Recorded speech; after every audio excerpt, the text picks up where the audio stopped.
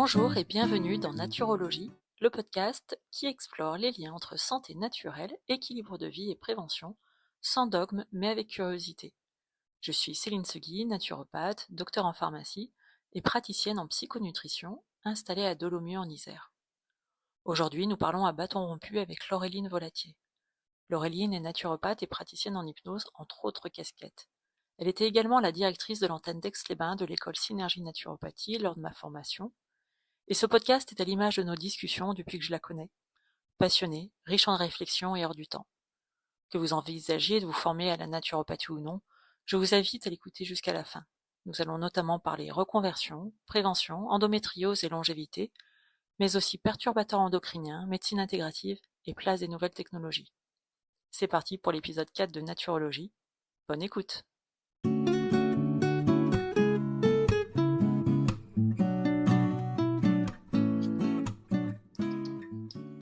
Bonjour Laureline et bienvenue sur le podcast. Je suis ravie de te recevoir aujourd'hui pour parler de sujets qui nous réunissent, la naturopathie évidemment, la reconversion et la prévention. Dans cet épisode, contrairement aux épisodes précédents où j'invitais des praticiens d'autres professions, j'invite une consoeur, je dirais même plus un mentor. On dit souvent qu'il existe autant de naturopathies que de naturopathes et c'est ce que nous allons explorer aujourd'hui. Nos parcours, nos approches, là où ils se rejoignent ou se complètent. Mais avant de commencer, Laureline, pourrais-tu te présenter brièvement? Bonjour Céline, bonjour à tous. Merci beaucoup de me recevoir. C'est vraiment un honneur. Puis alors, tu dis mentor, j'irai pas jusque-là. Je pense même qu'avec le temps, on est devenus presque amis et j'ai adoré suivre ton parcours lors de ta formation de naturopathie. Pour résumer mon parcours pro, c'est assez diversifié puisque au début, j'ai commencé dans la mode. J'étais à Paris pendant 5 ans. J'ai travaillé là-bas. Ensuite, je suis partie à Montréal. J'ai vécu 7 ans à Montréal. J'ai continué de travailler dans la mode là-bas. Et puis, il y a eu comme un déclic qui m'a amené vers les métiers plus de l'accompagnement, notamment la naturopathie et l'hypnose. Et c'est vrai que depuis 2020, je peux m'épanouir complètement là-dedans. Et aujourd'hui, j'ai ce qu'on appelle une vie à compartiment. Il y en a qui appellent ça des slasheuses. Ma vie se résume à la vie de famille. J'ai aussi l'association des bulles bleues sur la longévité. Je suis naturopathe, hypnopraticienne. Je fais la formation de naturopathie et j'interviens aussi à la maison post-cancer. C'est une partie qui est vraiment géniale, que j'aime beaucoup. Et je suis aussi aide à domicile pour une dame dont je vais m'occuper tous les soirs. Puis voilà, j'ai un petit job aussi à temps partiel à côté pour payer les factures, comme on dit. Voilà. Ok, ben moi, sans mystère, ma rencontre date d'une première conversation au téléphone quand je cherchais mon école de naturopathie dans le cadre de ma reconversion. Et j'ai adoré ton approche, à la fois bienveillante, légère, mais très professionnelle, avec une pointe d'humour, moi, ce qui fait Mhm. toujours une partie du chemin. Voilà, et si je t'ai proposé, bah, du coup, de participer au podcast aujourd'hui, bah, c'est tout d'abord évidemment parce qu'on partage la même vision du métier, une même passion pour ce métier de naturopathe, mais aussi parce qu'on a une vision transverse de son exercice. Mhm. Et vraiment, c'est en ligne avec le fil rouge de ce podcast. Mhm. Donc, commençons dès maintenant avec l'exploration bah, de ton approche professionnelle. Pour toi, c'est quoi la naturopathie et comment tu la pratiques? Oui, alors pour moi, la naturopathie, avant tout, c'est du bon sens. C'est une démarche de prévention qu'on appelle globale, qui intervient à tous les niveaux, autant sur le physique que plus le côté émotionnel, voire spirituel, pourquoi pas, si on ose utiliser ce mot. Mon rôle à moi, c'est vraiment de redonner aux personnes les rênes de leur santé en les aidant à équilibrer leur hygiène de vie selon leur terrain propre et unique à chacun. Mais contrairement aux médecins qui, eux, s'occupent des symptômes aigus, parce que c'est leur domaine, je m'attarde plus sur la chronicité des symptômes en cherchant les causes profondes plutôt que de masquer les effets. Donc dans ma pratique, moi, j'accorde une grande importance à l'écoute et au temps de consultation. En général, une première séance peut durer 1 heure et demie, ça déborde parfois. C'est au moins ça. Et puis les séances de suivi sont un peu plus courtes. Mais l'émotionnel fait vraiment partie intégrante de la santé. Donc on est là aussi pour écouter la personne s'exprimer. L'objectif, c'est vraiment d'accompagner chacun à mieux se connaître et à mettre en place en fait des ajustements simples et durables pour retrouver un équilibre global. Nous sommes venus à la naturopathie, ben, comme on l'a dit, par suite d'une reconversion professionnelle. Pourquoi avoir bifurqué dans ce domaine finalement plutôt à l'opposé du précédent? Oui, oui, c'est ça. Je pense qu'on a plusieurs vies dans une vie et moi, j'avais besoin d'une vie qui avait plus de sens, de me rendre plus utile.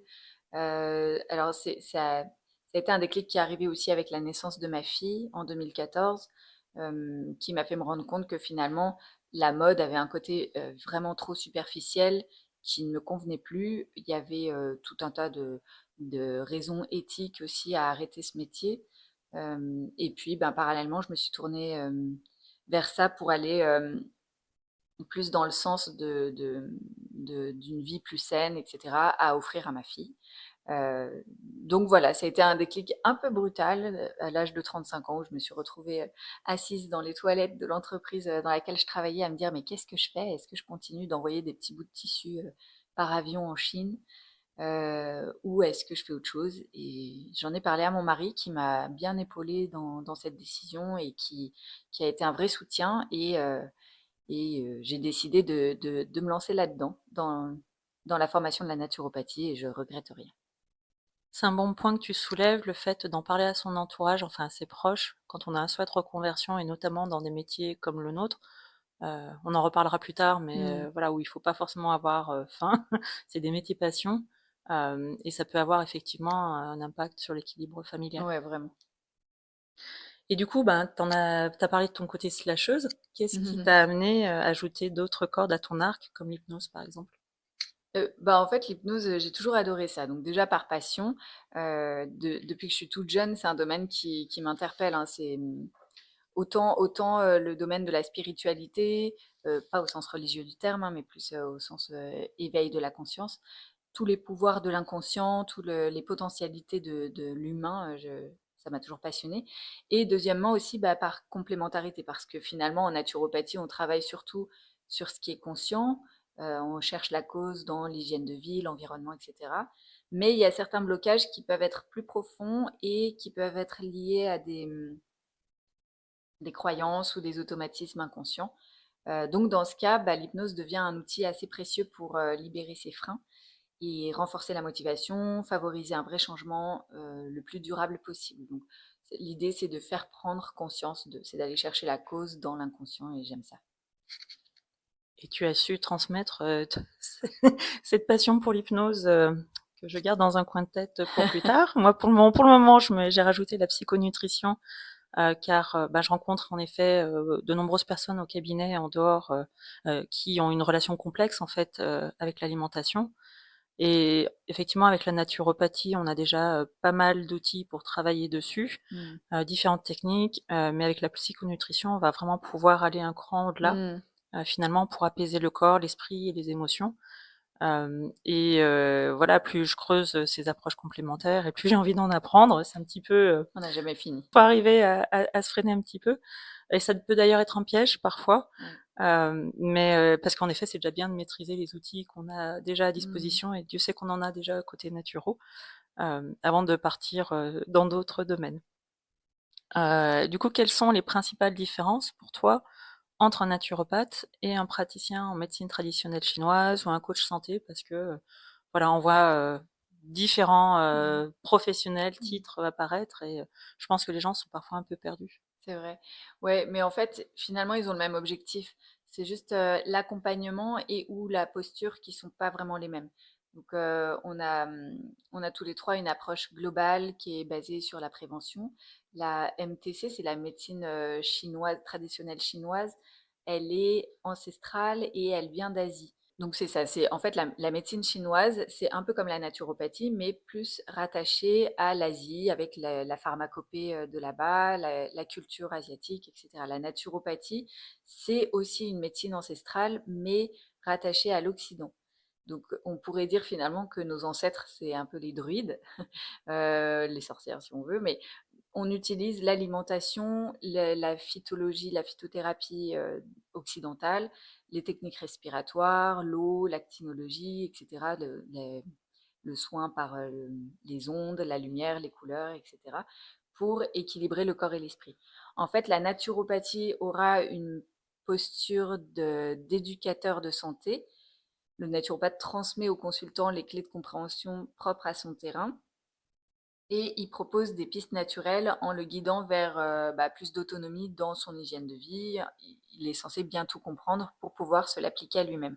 La différence avec le coach, c'est plus dans la posture, parce que le coach, lui, fixera des objectifs en lien avec les conseils de santé préventive, mais il sera plus orienté sur le fait de motiver le consultant, donner une chronologie, appliquer les conseils qui lui sont donnés, et il va l'aider à lever des freins pour passer à l'action. D'accord, merci. Et selon toi, quelles sont les qualités essentielles pour exercer ton métier de naturopathe? Qualité, je sais pas, mais j'aurais tendance plus à parler d'aptitude, déjà parce que pour accompagner, quelqu'un, il faut déjà nous-mêmes être bien dans nos propres chaussures. Donc ça implique parfois un travail sur soi préalable et il y a pas mal d'étudiants en formation de naturopathie qui s'en rendent compte pendant leur formation. En consultation aussi, on attend de nous d'être dans l'empathie plus que dans la sympathie. Donc l'empathie, c'est vraiment de se mettre au niveau de la personne et d'essayer de l'aider du mieux possible en lui proposant des pistes, alors que la sympathie, c'est ah oui, à moi, à ta place, je ferais ça, etc. On a moins de recul quand on est dans la sympathie. Donc il y a forcément des schémas de pensée qu'on doit laisser à la porte. Notre jugement aussi qui ne doit pas intervenir, nos biais personnels sont assez piégeux. D'accord. Mais aussi, ouais, il y a les dogmes. Les dogmes, je voulais en parler parce que c'est quand même un fléau. Il y a beaucoup de gens qui ont des phrases toutes faites, qui ne s'appliquent pas forcément à tout le monde. Par exemple, il faut manger le matin. Ben, tout le monde ne peut pas manger le matin. Il y a des personnes chez qui ça ne passe pas. Donc voilà, tout ça, c'est des choses à faire attention. C'est dans la posture qu'on a de proposer, de ne pas imposer. Et c'est le client, enfin le consultant, qui va disposer des conseils qu'on lui présente. On doit vraiment avoir une attitude en fait d'ouverture, de bienveillance face à la personne qu'on reçoit. On doit se mettre à sa place pour la comprendre au mieux et aussi utiliser son vocabulaire pour lui expliquer le fonctionnement de son terrain et de ses émotions. Ah pardon, Ouais. vas-y. Et il y a aussi quelque chose de vraiment essentiel, c'est la curiosité et l'humilité. Heu, L'humilité, c'est super important parce qu'on ne sait jamais tout. Personne ne sait jamais tout. Même les médecins qui sont considérés comme des sachants ne savent pas tout. D'ailleurs, le monde irait vraiment mieux si cette qualité était un peu plus présente. Donc être curieux, humble et prêt à se remettre en question, c'est hyper important parce que, finalement, chaque personne nous apprend quelque chose, chaque expérience nous apprend quelque chose. Donc on doit être adaptable, bienveillant, ouvert, non dogmatique, curieux, humble et évidemment, faire attention à notre posture et après normalement tout se passe bien. Il y a plus qu'à, en effet. Mmh. Et du coup, qu'est-ce qui te passionne le plus dans ton métier? Les gens, avant tout. Le fonctionnement propre à chacun, moi je trouve ça assez fascinant. Le corps aussi, c'est vraiment incroyable. Je me rappelle quand j'étais pendant ma formation de naturopathie, quand, je découvrais les modules d'anatomie physio, je prenais l'habitude d'appeler beaucoup, ma mère. J'étais à Montréal à cette époque-là et j'ai appelé beaucoup ma mère pour avoir des explications parce qu'elle est médecin et je découvrais ça mais avec, une passion incroyable. Je trouve ça magnifique. Le fait qu'il se renouvelle tout le temps, la complexité du microbiote, l'interdépendance des systèmes, tout ça, enfin, c'est phénoménal. J'aime beaucoup aussi l'esprit qui a toute sa place, qui est passionnant à étudier, notamment dans le décodage biologique. Le décodage biologique, c'est vraiment mettre des mots MOTS sur les mots MAUX et de faire découvrir aux personnes qui nous consultent. Il y a souvent une prise de conscience qui se voit dans le regard du consultant et qui est fascinante.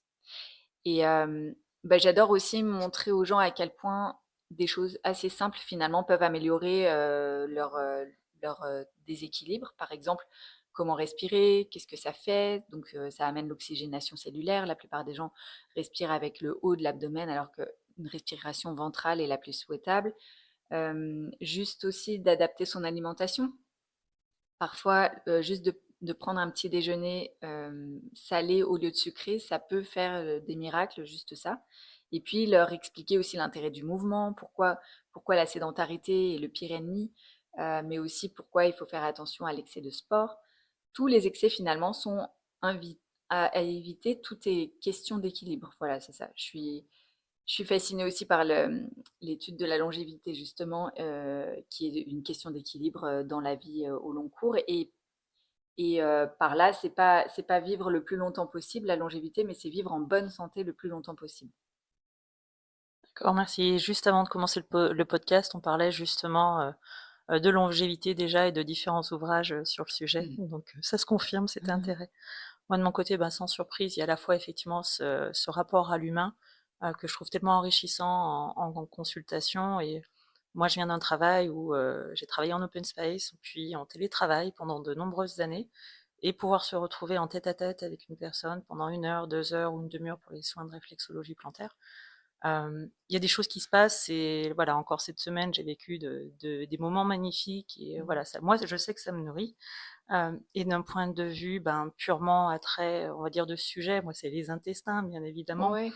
Les intestins, le cerveau et tout ce qui se passe entre les deux, finalement. Hein. Plus on creuse le sujet et plus on se rend compte que ben, c'est un peu fou, la magie. Enfin, c'est peut-être pas le bon terme, mais le corps humain, Mhm. comme il est fait. Et le fait de pouvoir travailler sur les intestins, de pouvoir travailler sur le cerveau, enfin, pas du type savant fou, hein, Mhm. mais avec les techniques de naturo qu'on a ou de psychonutrition, et ben déjà on peut alléger le quotidien de Mhm. nombreuses personnes qui nous consultent, même pour de l'arthrose finalement. Ouais. Mes, mes collègues me charrient parfois là-dessus, parce que je ramène tout aux intestins.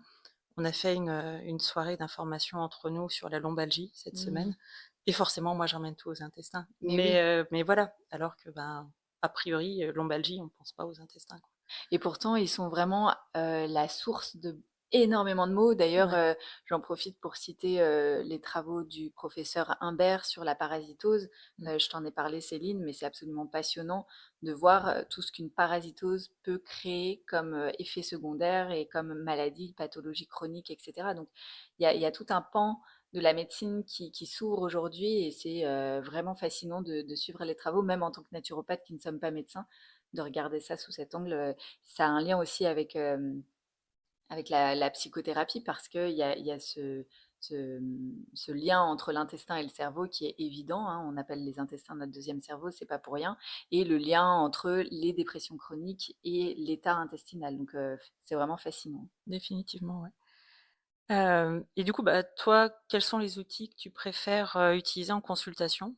Quand je dis outils, juste pour clarifier, on va pouvoir parler par exemple d'hygiène de vie, de réflexologie plantaire, d'hypnose ou enfin, Mm. voilà. Ouais, mais je suis assez fan, moi, de l'hygiénisme et toutes les sciences de la longévité. J'aime beaucoup l'illustrer bah, dans les ateliers de mise en pratique, hein, avec des ateliers sur la gestion des émotions, sur comment équilibrer son alimentation, faire ses cosmétiques soi-même, ses produits ménagers pour éviter les perturbateurs endocriniens, apprendre à connaître les plantes. Donc tout ça, c'est quelque chose que j'affectionne. En naturopathie, moi, j'aime beaucoup utiliser les fleurs de bac parce que c'est un très bel outil pour accompagner les états émotionnels. Les bourgeons aussi sont intéressants parce que c'est un outil vraiment de terrain. Les huiles essentielles, c'est vrai on est, on pense souvent que les naturopathes utilisent tout le temps les huiles essentielles, pas toujours parce que euh, c'est vrai que c'est plus pour aller aider des troubles aigus. Et moi, à mon sens, c'est pas un domaine qui nous appartient, c'est plus du domaine de la médecine. Mais c'est vrai que les huiles essentielles peuvent aussi être d'un grand secours. Et puis, bah, l'autre outil, c'est l'hypnose, évidemment, qui est pas tant une technique, mais une pratique à part entière. C'est très, très vaste. J'aime beaucoup le fait qu'avec l'inconscient, il n'y ait absolument aucune limite. En fait, la seule limite, c'est l'imaginaire et il n'y en a pas. Donc, enfin, il y a vraiment, on peut aller partout, on peut tout explorer de plein de façons, de diverses façons. Il faut aussi s'imprégner de ce que dit la personne avant pour essayer de se représenter au mieux sa carte du monde. Et voilà, il y a tout un univers qui s'ouvre à nous avec l'hypnose. J'adore. C'est chouette. On va pas revenir sur le sujet, mais il faut arrêter de trop me vendre l'hypnose parce que je vais encore me poser 10 000 questions. Bah, moi, de mon côté, forcément, je parle intestin et je suis bonne vivante, donc fatalement, mon outil numéro un, c'est l'alimentation dans le sens de l'hygiène de vie. Et c'est pas parce que on consulte une naturo qu'on va devoir manger que des graines et boire des jus Mmh. pendant un mois. Non, non, on peut très bien manger, voire même souvent on me dit, bah, j'ai rajouté de la diversité dans mon Ouais. alimentation. Voilà. Et puis le fait de pouvoir partager justement des recettes, partager de nouveaux ingrédients, typiquement Mmh. le curcuma. Je reçois, forcément, c'est quelque chose que je conseille régulièrement enfin, pas dès qu'il y a une inflammation, mais souvent quand il y a une inflammation. Ben, une certaine génération ne connaît pas le Oui, curcuma. ouais, Donc ça veut ouais. dire aussi bah, pouvoir donner des conseils de comment le cuisiner. Et voilà. Et l'autre outil que j'adore, ça va être la réflexologie plantaire. Tu sais très bien comment j'ai pu réagir en arrivant au stage en me disant «Oh mon Dieu, je vais toucher des pieds!» Et en fait, dès la première seconde, j'ai juste adoré et ça se confirme chaque jour de toute façon. Mais bon, ça, j'en ai déjà beaucoup parlé Mais c'est fascinant dans aussi la, ouais. la réflexologie parce que tu viens en plus créer un contact physique Oui, avec c'est la ça. personne, donc c'est encore plus puissant. Et t'es loin d'être la seule à avoir eu cette appréhension première et puis à découvrir tout cet univers-là. C'est assez magique, ouais, ouais. Oui, et je confirme là, moi j'ai une, enfin, je pense que c'est comme toi, souvent la porte d'entrée, ça peut être la réflexologie plantaire Mm, et pendant une séance de réflexologie plantaire et ben, on va commencer peut-être à distiller 1-2 conseils d'hygiène de vie, exact, ou de pouvoir parler des émotions parce qu'encore une fois ça déclenche des choses, le fait de toucher les pieds, exactement. et ça permet d'aller, plus loin dans l'accompagnement par la suite. À présent, voyons les différentes pathologies que tu peux rencontrer plus fréquemment en consultation. Tout d'abord, quels sont les différents types de consultants que tu rencontres le plus souvent? Alors, c'est vrai que 80% des consultants sont quand même des femmes, autant en naturopathie qu'en hypnose. En naturopathie, je dirais que la plupart des consultations concernent surtout des problématiques sur la digestion ou le stress. C'est vraiment ça que je vois le plus en ce moment. Et depuis que j'ai commencé à pratiquer, d'ailleurs, j'ai commencé à pratiquer au tout début du Covid. Donc, le stress, j'en avais à l'appel. Et donc, les problématiques digestives qui sont liées, j'en avais aussi. Mais à côté de ça, je m'occupe plus spécifiquement des femmes qui sont atteintes d'endométriose. Donc, j'en vois pas mal pour ça, surtout celles qui ont un désir de grossesse.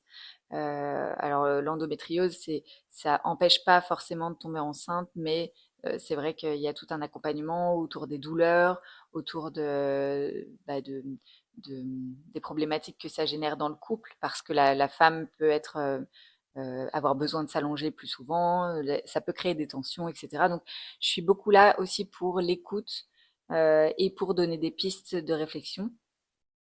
Mais c'est vrai que c'est un peu un chemin de croix, le travail autour de l'endométriose, parce qu'il n'y a pas une seule piste qui fonctionne pour tout le monde, sinon ça se saurait, ce serait chouette.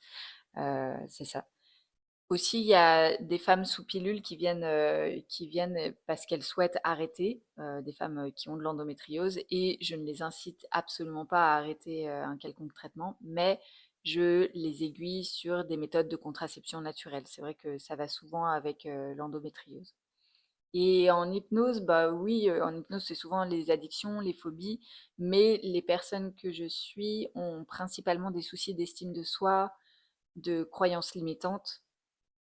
Ça, je le fais beaucoup, via la maison post-cancer pour, les personnes qui sont en rémission de leur cancer et qui souhaitent, reprendre la vie.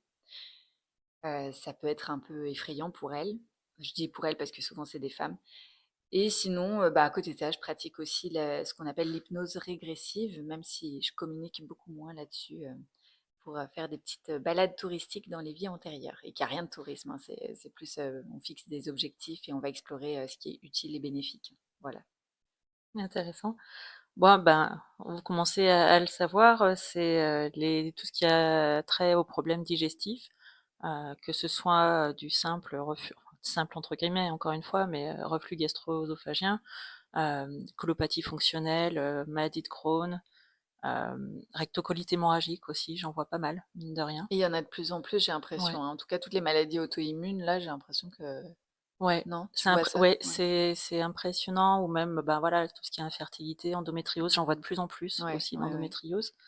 Hem, j'ai aussi pas mal de problèmes d'arthrose, quel Mhm. que soit l'âge finalement, Ah ouais. mais avec un lien quand même, que je vois de plus en plus, à partir de la ménopause ou la Oui. préménopause.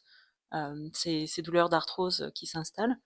Euh, Comme je me suis spécialisée là-dedans en fin de cursus, c'est aussi l'accompagnement des femmes autistes diagnostiquées à l'âge Mmh. adulte, Mmh. que ce soit là encore pour apaiser les maux digestifs, la relation à l'alimentation, le sommeil, le stress et Mmh. d'autres maux. Et aussi beaucoup en consultation, la charge mentale, parce que comme tu dis, 80% de nos consultantes sont des femmes. Bien Mmh. sûr, il y a aussi des hommes, et je trouve de plus en plus d'hommes qui Ah consultent de ouais, mon ah ouais. côté. Mais la charge mentale, c'est un sujet, il occupe C'est vrai. une certaine portion des consultations. C'est vrai, oui. Ouais, ouais. Ouais. D'ailleurs, j'invite les auditeurs à écouter ton podcast sur la femme et l'autisme parce que tu l'as fait dans le cadre de la fin de ta formation et il est vraiment excellent. Tout comme le dossier que tu nous as présenté à Oh, l'écrit. Super. merci. Et toi, de ton côté, tu as commencé à le dire un petit peu, mais pourquoi est-ce que tu t'es spécialisée dans la santé de la femme et plus particulièrement l'endométriose? La femme en général, déjà parce que, comme je disais, elle représente 80% de ma clientèle. Donc, avec le temps, l'expérience vient. Et pour l'endométriose, ça a commencé parce que en consultation, j'entendais des symptômes que je connaissais personnellement. J'entendais la détresse des consultantes qui se trouvent justement dans cette errance médicale à avoir des diagnostics posés qui ne leur conviennent pas forcément. Il y a une partie d'elles qui se dit non, non, c'est pas ça, c'est autre chose. Et c'est juste parce que je connaissais ce sujet et donc je leur ai donné l'écoute qu'elles attendaient peut-être, qu'à force avec le bouche à oreille, j'en ai fait une spécialisation, mais j'aime pas vraiment ce mot parce que je me considère absolument pas spécialiste de quoi que ce soit. Mais disons que c'est un sujet que j'aime particulièrement suivre et explorer. En effet, puis j'avoue que dès que j'ai une question un peu touchy sur le sujet, comme sur d'autres sujets, mais je reviens vers toi. D'ailleurs, après le podcast, j'aurai une autre question à te poser. D'accord. Est-ce que tu as identifié des questions récurrentes de tes consultantes ou des parcours de soins similaires? Beh, parfois, quand elles viennent me voir, le diagnostic est pas toujours posé. Elles viennent parce que, elles suspectent ça et elles cherchent une confirmation auprès de moi que je peux évidemment pas leur donner puisque je ne pose pas de diagnostic. Mais je les dirige vers, des médecins qui sont spécialisés. C'est vraiment important d'ailleurs pour les femmes qui écoutent et qui ont de l'endométriose d'aller voir un gynécologue spécialisé. Si elles souhaitent se faire opérer, d'aller voir un chirurgien spécialisé là-dedans. Et ensuite, je fais leur suivi pour amener des outils naturels dans l'accompagnement. On explore ensemble les solutions qui peuvent être efficaces pour elles.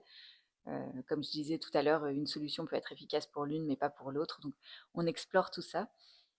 Mais des fois aussi, c'est des femmes qui ont vraiment tout essayé, la pilule, l'opération, et qui ont toujours des douleurs. Alors, on explore ensemble d'autres méthodes. Et, et voilà. Enfin, en tout cas, pour moi, le suivi médical adapté est essentiel dans l'accompagnement de cette maladie. Et si je peux dire aussi un mot sur la prévention, si tant est qu'elle existe dans cette maladie qui est a priori à 50% génétique, d'après ce qu'on entend, je dirais de rester le plus possible à l'écart des perturbateurs endocriniens. Alors, on ne peut jamais tous les éviter, c'est évident. Mais voilà, de faire attention aux cosmétiques qu'on utilise, aux vêtements qu'on porte, tous les produits du quotidien qu'on utilise. Il faut bien se rappeler que si la peau est un émonctoire, donc une porte de sortie, c'est aussi une porte d'entrée. Donc, ne pas faire rentrer des toxiques dans notre corps, le moins possible en tout cas. Et aussi, je précise de bien soigner l'hygiène buccale parce que on s'est rendu compte que l'endométriose était en lien avec une bactérie qu'on appelle Fusobacterium qui entre dans le corps par la bouche et qui passe dans la circulation sanguine et qui vient faire quelques dégâts au niveau de la santé, et pas que de l'endométriose, hein. Il y a aussi des atteintes cardiovasculaires, il y en a plusieurs, je ne pourrais pas tous les lister, mais il y a tout un tas d'études qui a été fait là-dessus, notamment à l'université de Sydney et de Okinawa. Non, je sais plus si c'est Okinawa, mais c'est au Japon. Et vraiment, je vous invite à lire ces études, elles sont très intéressantes. Et évidemment, il n'y a pas qu'une endométriose, hein. Là, je cite celle qui serait probablement en lien avec cette bactérie, mais je pense qu'il y a toutes sortes d'endométriose. Et je pense aussi que certains symptômes de l'endométriose peuvent être en lien finalement avec une parasitose. C'est carrément possible. Moi, de mon côté, par rapport aux troubles digestifs ou même par rapport aux femmes autistes diagnostiquées à l'âge adulte, ben, forcément, il y a une errance médicale. Mmh. Bien souvent, il y a une sensation de décalage avec les proches, avec le corps médical parfois. Dans le milieu professionnel, une incompréhension de pourquoi on m'a pas diagnostiqué plus tôt, que ce soit pour un autisme ou pour une colopathie Mmh. fonctionnelle par exemple ou autre. Euh, Beaucoup entendent c'est dans la tête, donc ça aussi il y a besoin de rassurer de ce côté-là. Ouais. Euh, et puis ben, je vois aussi beaucoup surtout de femmes là encore, mais qui ont été mis au régime très jeunes Ah en ouais, fait. ouais. Oui, tu en parlais l'autre fois, ouais, Ouais, effectivement. le régime très jeune qui va, déstabiliser complètement, la relation à la nourriture et aussi fatalement le microbiote. Hem, et donc en dehors, ben, des régimes, assez jeunes et parfois multiples dans l'enfance, c'est aussi les antibiothérapies multiples, Ah oui. Ouais, ouais. qui vont là encore une fois, ben, déstabiliser complètement le Microbiote. microbiote et ben, on se retrouve là encore avec, des troubles digestifs chroniques ou des troubles de l'humeur chroniques, ainsi que d'autres troubles Ouais, ouais. chroniques. Et que bah, effectivement, quand on creuse, ah bah oui, ben, j'ai eu X antibiothérapie pendant l'enfance ou à l'adolescence ou il y a 3 ans, et ah bah non, j'avais rien fait. Eh oui. J'avais pas pris, mettons, de probiotiques ou pris d'autres mesures d'hygiène de vie en même temps ou après les antibiothérapies. Et bizarrement, mes troubles sont arrivés peu après. Ou alors, effectivement, des chocs émotionnels Mmh. qui sont bien souvent déclencheurs des premières crises. Typiquement dans la maladie de Crohn Mmh. ou encore une fois bah, la colopathie fonctionnelle. Gros choc émotionnel qui engendre une poussée, on va dire, entre Ah guillemets. ouais, donc un lien possible avec, l'immunité finalement, parce qu'on Ouais, dit que un choc émotionnel peut réduire de 40 l'immunité dans les secondes qui suivent le choc. C'est quand mm, même énorme. Donc c'est il énorme. doit y avoir un lien aussi, ouais, c'est Ouais. vraiment intéressant. Ok, à présent passons à la formation. Donc c'est la naturopathie n'est pas une profession reconnue par le Code de la santé publique. Quel est ton avis sur la question et sur les initiatives lancées par les différents organismes de représentation Mmh. professionnelle? Oui, alors non, c'est vrai, la naturopathie n'est pas reconnue et bah, c'est sûr que ça ouvre la porte à certaines dérives. C'est bien dommage, mais c'est comme ça. Si la profession était un minimum encadrée, c'est vrai que ça serait plus rassurant pour tout le monde. Cela dit, la médecine conventionnelle est surencadrée et il y a quand même aussi, pas mal de dérives. Donc, hem, les organismes de représentation professionnelle comme les syndicats ou les labels, me semblent, à mon sens, inutiles pour le moment parce que, heu, bah, c'est jamais plus qu'un regroupement de professionnels, d'écoles, hem, qui se donnent, cette crédibilité-là, mais c'est en aucun cas un gage de qualité en soi. Donc, je pense qu'il faut rester prudent aussi vis-à-vis de ça. Mais en même temps, je trouve intéressant que des choses se créent pour tenter d'encadrer ce métier, puisque le gouvernement bah, ne le fait pas. Donc on ne sait pas pourquoi d'ailleurs, puisque finalement l'attrait pour toutes ces approches naturelles n'arrête pas d'augmenter, hein, on le voit déjà dans nos consultations. Et je suis très optimiste pour l'avenir parce que la plupart des pays autour de nous, autour de la France, ou même plus loin, bah, reconnaissent ce métier, hein. C'est le cas de l'Italie, la Suisse, nous on est en Savoie, donc c'est le plus proche, mais l'Espagne aussi, l'Allemagne, et puis un peu plus loin, les États-Unis, le Canada. Donc la France est un petit peu retardataire dans pas mal de domaines, mais je garde espoir, le bon sens revient toujours. Peut-être que la naturopathie aura même besoin d'être réinventée pour ça, et tant mieux, le mouvement c'est la vie finalement. Tout à fait, et je pense que les efforts de communication pour rassurer justement par rapport à ce qu'on fait, par rapport à nos sources d'information, oui, tous les outils qu'on propose ne sont pas forcément pour le moment validés scientifiquement, même s'il y a de plus en Mmh. plus.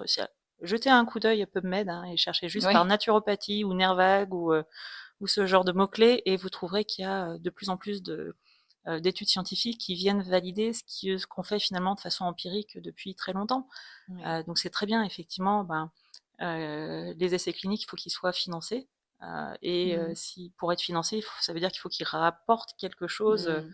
à quelqu'un ou à une entité. Et effectivement, dire de respirer par le ventre, à qui ça profite finalement. C'est ça, tout est question de profit, ouais, souvent. Voilà. Oui. Mais en tout cas, moi, de mon côté, je trouve que, enfin, je félicite quand même le travail de ces organismes, Mmh. finalement, de représentation de la profession, encore une fois, pour cet effort de communication. et finalement, c'est quand même des interlocuteurs pour le gouvernement, pour d'autres instances, là encore pour, essayer de faire bouger les choses. Alors, ce serait bien Mmh. qu'il y ait qu'un seul organisme, Mmh. pour qu'il ait plus de poids, mais pour le moment, voilà. Surtout à l'époque, un moment où il y a encore un livre qui sort, qui tire à boulet rouge sur notre profession, là, qui est Ah, sorti récemment. oui. Plein d'approximations, Mmh. De raccourcis, plein de de raccourcis et de choses complètement fausses. Et ouais. ben, je trouve que justement, typiquement, ils ont fait un travail de Mmh. communication là-dessus qui a plus de poids, je pense, que si tous individuellement, on y allait de notre petit mot. C'est vrai. C'est en train de se mettre en place, tant mieux, oui. Bah, comme on l'a dit au début, j'ai eu la chance de bénéficier de ton expertise lors de ma formation. Que penses-tu qu'il serait nécessaire de mettre en place justement pour gagner en crédibilité auprès des professionnels de santé reconnus, en particulier les médecins? Mmh. Ça, c'est une question que je me pose beaucoup en ce moment parce qu'il y a vraiment des médecins et des professionnels de santé qui sont ouverts à nos approches et même qui se forment à ça, hein, et c'est un peu, ce genre de personnes que je cible en ce moment. Il faut jouer le jeu des 2 côtés, je pense. Le naturopathe ne doit pas déborder sur, ce qui ne le regarde pas, ce qui n'est pas, dans son domaine. Il n'a pas fait médecine, donc il ne peut pas poser de diagnostic, il ne peut pas prescrire, il ne peut pas faire croire au consultant même qu'il va le guérir. Il y a des règles fondamentales à respecter. Malheureusement, le défaut d'encadrement de notre métier fait qu'on peut évidemment tomber sur un naturopathe qui a un code de déontologie mal adapté, c'est sûr. Je pense que le naturopathe doit aussi vraiment garder son rôle d'éducateur et de montrer comment utiliser les conseils de santé intégrative finalement de manière pratique. Comment, euh, par exemple, le médecin peut dire bah, il faut bien manger, c'est quoi bien manger, d'expliquer aux gens ce que c'est bien manger, de faire des ateliers autour de ça. Je pense que c'est vraiment ça l'avenir. Ensuite, pour rester à une place qui ne relève pas de la médecine, c'est vraiment intéressant pour nous de, ouais, c'est ça, de transmettre des clés de compréhension aux gens au sujet de leur santé globale. C'est comme ça, je pense qu'on gagnera en crédibilité et qu'on restera à notre place. Si notre posture est bonne et que du côté des médecins, l'ouverture est là, bah, ça fonctionne. En fait, on n'est pas là pour concurrencer la médecine, mais plus pour la compléter. OK, et effectivement, quand on a l'opportunité de parler avec des médecins, très rapidement, ils se rendent compte qu'effectivement, l'approche, elle est sensée finalement et qu'on va dans le même sens et que, dès qu'on parle de prévention, de sommeil, encore une fois d'hygiène alimentaire, d'outils de régulation du stress, ils le comprennent. Mais effectivement, s'ils n'ont que le son de cloche des médias, bien souvent, en fait, il y a cet a priori-là. En C'est premier abord, il ça. y a cet a priori-là, et si on a la chance de pouvoir discuter avec eux d'une manière ou d'une autre pour présenter notre approche, bien souvent, on arrive aux mêmes conclusions, en fait. Et puis des médecins qui acceptent de se remettre en question aussi, parce qu'il y en a beaucoup qui admettent que dans leurs études de médecine, ils n'ont pas forcément toutes ces approches sur l'alimentation, etc. Enfin, il y a beaucoup de pans qui leur manquent. Et en plus, ils n'ont pas forcément le temps suffisant et nécessaire pour écouter la personne en consultation. Donc, ils sont rares les médecins qui prennent encore une demi-heure par patient. Donc, finalement, la complémentarité peut aussi être là. Mm. Tout à fait, ouais. On parle prévention. Mhm. C'est un des piliers de la naturopathie via l'hygiène de vie. Quels sont les conseils d'hygiène de vie qui pourraient prévenir bon nombre de maladies de civilisation, des troubles courants que tu rencontres en consultation? Oui, il y a beaucoup, Vaste beaucoup de choses sujet. à dire, ouais, vaste sujet. Donc, bon, alors, pour résumer, je dirais que les plus grands fléaux de nos jours sont, bah, premièrement, les perturbateurs endocriniens. Moi, j'en parle beaucoup dans mon domaine, mais ils sont partout. C'est ce qu'on mange, ce qu'on boit, ce qu'on respire, ce qu'on porte. C'est ce que je disais tout à l'heure. Il faut vraiment faire attention à à notre hygiène de vie, même si on peut évidemment pas les éviter, on peut les limiter au maximum. Donc pour ça, bah, moi je conseille de limiter l'utilisation de tout ce qui est plastique, téflon dans les ustensiles de cuisine, d'aller vers des matériaux les plus sains possibles comme de l'inox, du verre, du bois, et si possible aussi de filtrer son eau. L'eau du robinet, on sait qu'il y a quand même beaucoup de résidus médicamenteux dans l'eau. Donc l'idéal, c'est d'avoir, si possible, un osmoseur d'eau ou un filtre à eau qui ne soit, de préférence pas en plastique. Voilà, et puis, comme je disais, bah, les cosmétiques, les produits ménagers et cetera. Il y a aussi la façon qu'on a de manger, parce que je pense, à mon niveau là, qu'on mange trop, trop souvent, trop transformé, trop sucré, trop vite, enfin tout ça, c'est un gros sujet. Je pense que tu me rejoins là-dessus parce que j'imagine Complètement. que tu vois ça souvent en consultation.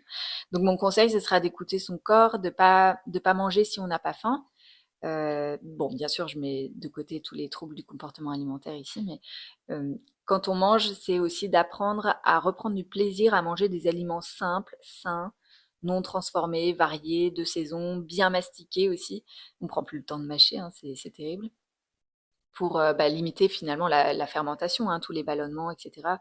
Et puis, ah oui, pour la satiété aussi, parce que la satiété arrive au bout de 20 minutes. Et moi, la plupart de mes consultants me disent je mange en 20 minutes. Donc, souvent, ils mangent trop, et puis mal, et puis donc, ils ont des ballonnements derrière. Donc, déjà, de réduire le temps, d'allonger le temps, pardon, d'alimentation, c'est toujours mieux. Puis de rester à l'écoute de son corps. Parce que de toute manière, qui mieux que vous sait comment digérer tel ou tel aliment? En fait, juste pour, Oui. revenir, pour faire une petite insertion, Mhm. là-dessus, l'idée bien souvent, c'est de finalement de réapprendre aux gens, et c'est tout un travail, hein, mais, de effectivement comme tu disais, ne pas manger quand on n'a pas faim, Ouais. manger quand on a faim et redonner sa fonction première à l'alimentation qui est aussi de nous maintenir en vie, mais aussi de nous faire plaisir.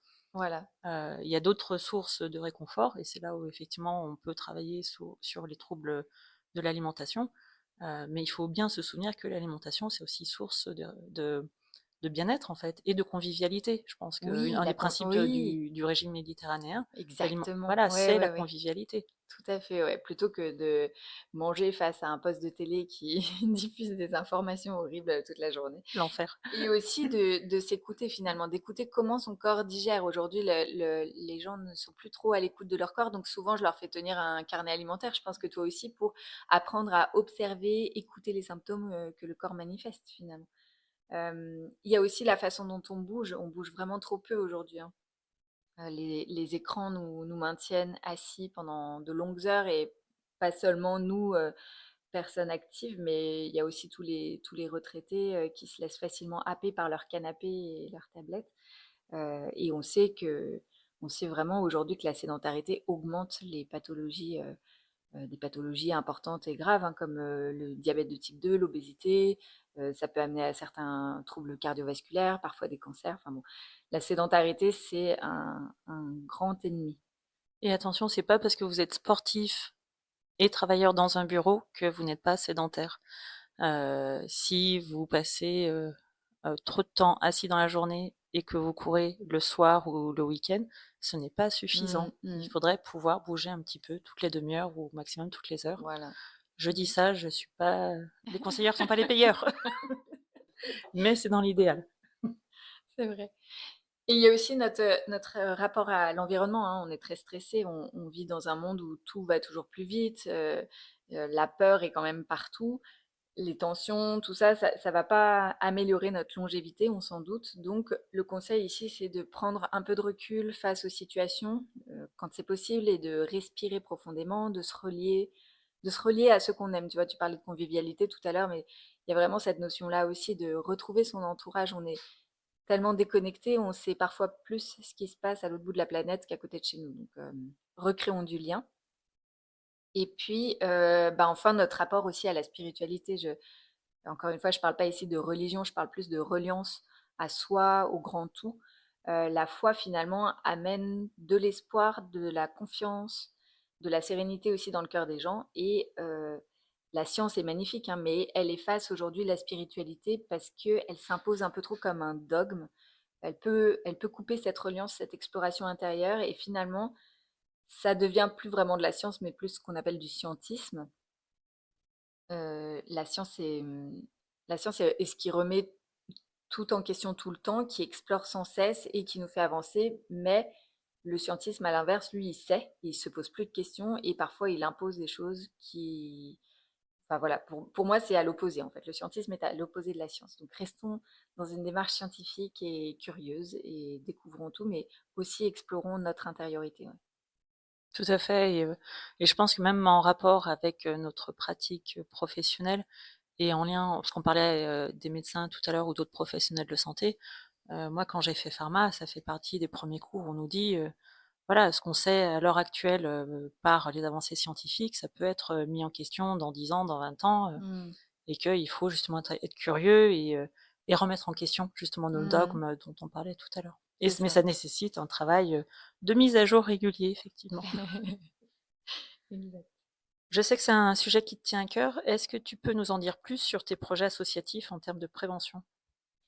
Oui, l'association que j'ai créée dernièrement, c'est l'association Bulle Bleue et elle est encore tout bébé, hein, mais elle a pour vocation de faire connaître aux gens les grands principes de la longévité à travers le monde. Donc ça, c'est des recherches qui ont été faites par Dan Buettner notamment, mais pas que. Et ils ont exploré des régions comme Okinawa au Japon, comme le Costa Rica, comme la Grèce notamment Icare, comme la Sardaigne, etc. Toutes ces zones dans le monde où les gens vivent certes longtemps, mais surtout en meilleure santé. Aujourd'hui, on confond un peu longévité avec santé longue. Euh, on vit plus longtemps, mais on prend des médicaments plus longtemps. Finalement, à partir de 60 ans, maintenant, on a souvent un traitement médicamenteux. Et dans ces régions du monde, ils ont 5 grands piliers de longévité, à savoir l'alimentation, premièrement, ce qui est, comme tu disais, On y revient toujours. oui, la convivialité, tout ça, le fait de manger équilibré, de manger non transformé, ça c'est vraiment quelque chose qu'on voit en commun à toutes ces cultures de longévité. Il y a aussi le sport, l'activité physique, hein, les petites dames en Sardaigne qui vont à l'église tous les dimanches et qui montent les côtes, parce que ça grimpe quand même dans les terres. Les Japonais qui s'assoient par terre, donc qui, à force de s'asseoir, se lever, travaillent leur équilibre finalement, donc il y a moins de chutes après en vieillissant. Bref, donc l'exercice physique, mais il y a aussi mis en avant tout le côté environnement. Il se coupe un peu du stress, il se coupe un peu du monde quelque part. Il reste dans une bulle, mais c'est une bulle qu'il maîtrise. C'est-à-dire que même s'il y a des mauvaises nouvelles autour d'eux, ils peuvent agir dessus. Il n'y a rien de plus mauvais que de voir une information négative de manière passive. Donc voilà, je pense que tout ça révèle que être dans un environnement plus petit peut avoir de grandes vertus. Et il y a aussi la reliance aux autres. Ils le mettent beaucoup en avant, hein, ça, la communication, le fait de se sentir entouré. Et enfin, ils mentionnent beaucoup la spiritualité. C'est vrai que c'est un domaine un petit peu tabou dans les pays occidentaux, mais qui reprennent un peu de place de plus en plus. Donc, j'aime bien passer au travers de cet aspect-là quand même via cette association. Et on a donc dans l'idée d'organiser des ateliers en lien avec ces grands principes de longévité pour faire découvrir tout ça aux particuliers, mais aussi aux entreprises et aussi, pourquoi pas, euh, aux villages écolieux, etc. Enfin voilà, tous ceux que ça intéresse. Est-ce qu'il y a une ressource qu'on peut déjà consulter ou pas? Il y a le site internet pour l'instant, bullebleu au pluriel.org, qui est en cours de finalisation. Voilà. Trop bien, merci. On switch un peu de sujet là, on était, j'ai envie de dire dans l'authenticité. Maintenant on va plutôt parler réseaux sociaux et intelligence artificielle. Je connais déjà la réponse, mais qu'est-ce que tu penses des réseaux sociaux comme moyen de communication, pour les naturopathes? Et parce que de mon côté, même si, voilà, je les utilise, forcément quand tu t'installes, c'est un moyen de communication gratuit, voilà, très chronophage, on va pas se mentir. Je le trouve très puissant. Je pense que j'aurais aimé y avoir accès plus tôt dans ma vie pour avoir justement des conseils santé et autres, plus facilement accessibles et plus digestes. Mais malheureusement, moi je constate depuis quelque temps une homogénéisation des contenus Ouais, ouais. bien souvent avec des grosses approximations, Et ça, on voit très bien qu'en fait, derrière tout ça, il y a, l'intelligence artificielle finalement. Mmh. Donc ça me fait finalement m'interroger sur leur utilité et comment leur redonner une place de choix dans notre bagage marketing. Mmh. Mmh. Oui, depuis la fin de ta formation, c'est vrai que tu as beaucoup développé les réseaux sociaux, c'est impressionnant, pour quelqu'un qui n'avait absolument pas l'habitude de ça. Donc déjà bravo à toi parce que, heu, moi je les utilise très peu finalement. Mais je te rejoins sur cette réflexion, il y a vraiment une homogénéisation qui lasse un peu, comme tu dis, il y a pas mal d'approximations, et surtout l'utilisation de l'intelligence artificielle qui finalement va déshumaniser encore un peu plus les contenus. C'est très dommage qu'on perde, cette authenticité-là qui est précieuse finalement. Alors l'intelligence artificielle a plein de qualités, elle peut être, très utile en base, en support et cetera ou pour résumer les choses, mais gardons quand même, notre façon de transmettre les choses. C'est vraiment, l'idéal, je pense, surtout dans un métier, en lien avec l'humain. C'est ça. Dans le domaine de la naturopathie, c'est avant tout une discipline humaine et incarnée, donc restons, cohérents. Tout à fait et effectivement, moi je constate, de toute façon que les postes, les plus personnels, et plus travaillés aussi, sont ceux, qui ont le plus, de vues et de commentaires et de Ouais, partages. ouais. Heu, Encore une fois, moi aussi, je vais pouvoir utiliser l'intelligence artificielle pour gagner du temps sur, certains sujets, mais quand on prend le temps effectivement d'avoir cette communication, encore une fois, plus personnelle et plus travaillée, l'impact, il est pas le même. Mais Bien ça, sûr. encore une fois, ça nécessite du temps et je Ouais, mais pour s'inspirer mmh, aussi, parce que ça peut être un élément de base, et puis après, nous, on se le réapproprie, on rebondit mmh, là-dessus. Et d'ailleurs, petite mention, parce que dans la formation en naturopathie, j'ai des devoirs à corriger, et le nombre de réponses aux questions qui utilisent l'intelligence artificielle, bien sûr que je ne le dis pas aux étudiants parce que je veux pas, voilà, les mettre mal à l'aise ou quoi, mais j'en vois énormément, et c'est très flagrant finalement. Donc, mmh. humanisez vos réponses, s'il vous plaît. C'est Surtout mieux. que quand vous êtes en face, de consultants, Eh vous oui. allez pas consulter, finalement votre téléphone ou votre ordinateur pour faire une Mmh. réponse toute faite. Donc c'est Mmh. par l'expérience et par les échanges, finalement qu'on gagne en compétences et c'est ça que j'ai trouvé chouette aussi pendant la formation, c'est que, on a été incité, dès le départ à accompagner des gens avec, Mmh. notre degré de connaissance croissant, mais de se confronter à la réalité du terrain, d'une consultation avec, que ce soit les problématiques, enfin du concret d'un point de vue, physique sur les troubles, que ce soit troubles digestifs ou autres, l'arthrose, l'hypertension artérielle, Mmh. mais aussi l'approche émotionnelle et savoir accueillir. Il y a des moments, c'est un peu chaud en Mmh. consultation, hein, il faut savoir aussi l'accueillir et c'est en pratiquant de toute façon et c'est pas en ayant, et une réponse toute faite de l'IA que vous allez arriver à gérer, je pense. Exact. Ouais. On parle du futur à présent? Allez, Allez, pour conclure, comment vois-tu l'évolution de la naturopathie dans les années à venir et quelle place pourrait y occuper une approche plus intégrative avec d'autres disciplines, reconnues ou non d'ailleurs, par le code de la santé publique? c'est vrai que le domaine de la médecine intégrative me parle particulièrement et m'attire. Je pense qu'on peut vraiment créer ce pont entre la santé intégrative et la naturopathie. Je pense que c'est maintenant ou jamais. Il y a quelque chose, qui se passe, c'est que la médecine évolue. Elle se rend compte petit à petit, qu'elle, ne regarde qu'une partie du problème, hein. Les troubles aigus, bien sûr, ils ils essayent aussi de traiter la chronicité, mais elle a quand même un peu moins sa place, et le tempérament, le terrain, tout ça de la personne est quand même rarement pris en compte dans l'approche, médicale classique. Mais de plus en plus de médecins disent, faire de la médecine fonctionnelle ou intégrative, et en fait, les conseils qu'ils donnent sont des principes de la naturopathie. Mais eux, ils ont aussi une connaissance médicale en parallèle.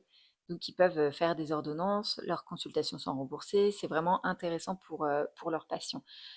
Par contre, le naturopathe, comme je disais tout à l'heure, a quand même plus de temps à donner, donc peut faire ça en parallèle, enfin en complémentarité de la médecine, parce que parallèle, c'est des droites qui ne se rejoignent jamais. Moi, je pense qu'il faut vraiment qu'on rejoigne la médecine et que la médecine nous rejoigne aussi, parce que le naturopathe peut vraiment être là pour animer des ateliers collectifs, pour montrer, pour expliquer, illustrer ce qu'est une bonne hygiène de vie, et aussi évidemment de garder des rendez-vous personnalisés pour établir le terrain de la personne, l'écouter, lui expliquer ce que sont les diathèses, les tempéraments, tout ça, pour qu'elle se connaisse finalement encore mieux. Donc les professionnels de santé qui savent écouter nous trouvent crédibles et sont d'accord avec la plupart des conseils qu'on donne, mais c'est des notions qu'ils ne connaissent pas. Donc comme je disais, c'est assez peu. Je crois que l'alimentation, par exemple, en études de médecine, ils ont peut-être 4 heures facultatives de cours sur l'alimentation. C'est en train de changer, hein. Il y a des DU, etc., qui se créent. Donc, ceux qui se spécialisent ou qui se forment en parallèle ont tout compris finalement, parce que euh, seulement ces médecins-là auront vraiment une approche globale. Et d'ailleurs, j'ai moi-même, dans mes étudiants en naturopathie, j'ai suivi de nombreuses personnes pharmaciennes, par exemple, ou bien Tiens, tiens. infirmières ou aides-soignantes qui se tournent vers ce genre d'approche parce que c'est comme s'il manquait ça un peu dans votre parcours d'études, finalement. Donc c'est très encourageant. Dans un monde utopique, mais comme la pensée est vivante et créatrice, j'imagine que les médecins, toutes les professions médicales amèneront leur expertise main dans la main avec des accompagnants comme nous en prévention globale, qui auront plus le rôle d'écouter, de montrer, de guider, d'accompagner vers les conseils donnés. Et j'aimerais aussi qu'on laisse à nouveau les gens se tourner un peu plus vers la spiritualité qui leur convient, sans parler de secte ou je ne sais quoi, mais c'est essentiel dans le développement personnel et collectif. Voilà. Ok. Et quel conseil finalement donnerais-tu à quelqu'un qui souhaite se lancer dans le métier? Je l'ai dit un petit peu tout à l'heure, mais comme m'avait dit Marina Chiantia, qui est psychologue, Mm, et que j'avais reçue dans le premier épisode du podcast, oui. euh, elle m'avait dit que c'était une profession, quand j'envisageais cette reconversion, c'était une profession où il ne fallait pas avoir faim. Je la rejoins tout à fait maintenant, effectivement. Est-ce qu'il faut garder, à ton avis, une activité professionnelle à temps partiel à côté? Bah, alors déjà, ça dépend de l'endroit où on est et des tarifs qu'on pratique parce que, par exemple, dans une grande ville, le cabinet va se remplir plus vite, les prix sont pas les mêmes. Dans les plus petites villes, les communes, les villages, tout ça, généralement, j'alerte sur le fait que les consultations ne suffisent pas parce que c'est assez chronophage par rapport aux gains.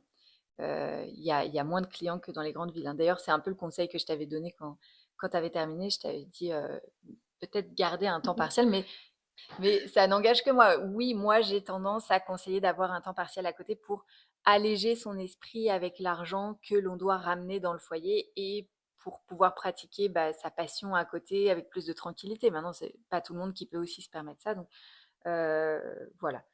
Avant de conclure, où est-ce que nos auditeurs peuvent te trouver ou en apprendre davantage sur tes services? Eh bien, je suis trop peu présente sur les réseaux sociaux. Il va falloir que je retravaille ça, évidemment. Mais ils peuvent me contacter par mail ou par téléphone. J'exerce à Aix-les-Bains, mais aussi en visio. Ils peuvent aussi faire des stages avec moi via les stages que j'organise. Et ils peuvent trouver des informations sur mon site internet, laurelinvolatier.com, notamment des informations sur un projet qui va voir le jour au printemps 2026, un projet justement en lien avec tout ce sujet-là autour de la médecine intégrative et un projet qui me tient particulièrement à cœur. Je tiens aussi à préciser qu'à partir de janvier 2026, je ne serai plus formatrice dans l'école Synergie. Mais on peut dire que je vais voguer vers de nouveaux horizons. Je te remercie, Laureline. On a fait Merci à moins toi. d'une heure. Waouh! On y est arrivé. Merci beaucoup. Avec plaisir, merci à toi Céline. Je tiens à remercier encore une fois chaleureusement Laureline pour m'avoir accueillie dans son cocon et sa participation à ce podcast. Il m'est difficile de le résumer tellement nous avons abordé de sujets. J'ai donc juste envie de le conclure par cette citation de Nabil Alami. Une vision holistique de l'univers nous invite à reconnaître que notre bien-être est intrinsèquement lié à celui des autres. Vous avez aimé ce podcast ou vous souhaiteriez que j'invite un autre praticien en particulier? Dites-le moi en commentaire. Et surtout, si cet épisode vous a plu, pensez à le partager et à vous abonner. C'est un petit coup de pouce qui peut faire la différence. À bientôt pour de nouveaux échanges autour de la santé intégrative et du bien-être.